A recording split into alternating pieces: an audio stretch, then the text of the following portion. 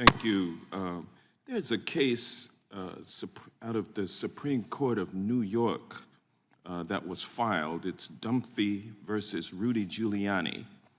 And in that case, in that civil case against Rudy Giuliani, it's alleged in the pleadings that Jared Kushner and Rudy Giuliani had a scheme in place to cause folks to pay them $2 million for a pardon or a commutation. And that's just an allegation that is made, no proof, but it's made in a pleading. The lady says, Dunphy says that this is what Giuliani told her. And so this is the kind of, this is what ensues from the kind of process that was in place during the Trump administration insofar as pardons and commutations are concerned.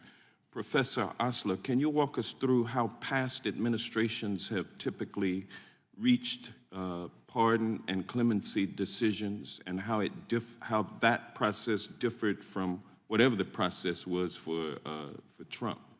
Yes, and frankly, the process has been, as I described earlier, for the past 5 or 6 administrations, going back to the Reagan administration. So they've all been failed in the same way. And we've seen over and over this mad rush at the end where they realize they want to do something. That brings us things like, what we saw with Mark Rich coming through at the end as well. And this invites all kinds of terrible problems.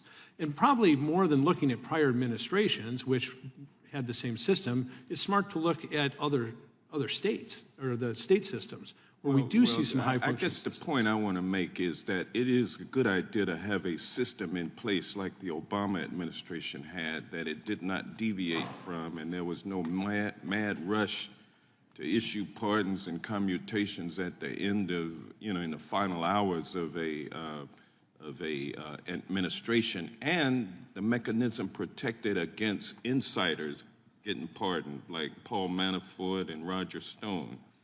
That's the point that I want to make. But as far as this case, Mr. Informers, that we're talking about today, this is a gentleman who was convicted in the largest healthcare fraud scheme ever investigated by the Department of Justice. A federal jury convicted Mr. Informers on 20 of 26 counts and sentenced him to 20 years in prison. And so he was 6 counts hung jury, and those hung jury counts were just hanging out there as he was serving his sentence, whereupon Trump, out of his back pocket with no process, just decided to pardon him. I don't know whether or not it was because somebody paid someone to get that action. I'm not making that allegation, but the fact is he got out. But those charges were still pending. And so hasn't it been your experience that prosecutors have the authority to retry a defendant who has been acquitted on some charges with other charges having arrived at a hung jury and no final disposition on? Don't prosecutors have the power to retry the individual? Yeah, as Mr. Tolman said earlier, I agree with him that does happen, and that's yeah, I mean, the law. That's prosecutorial discretion. The case had not been dead docketed or no prost because the individual had not completed his or her sentence. And talking about Mr. Informers, had not completed his sentence, so those charges that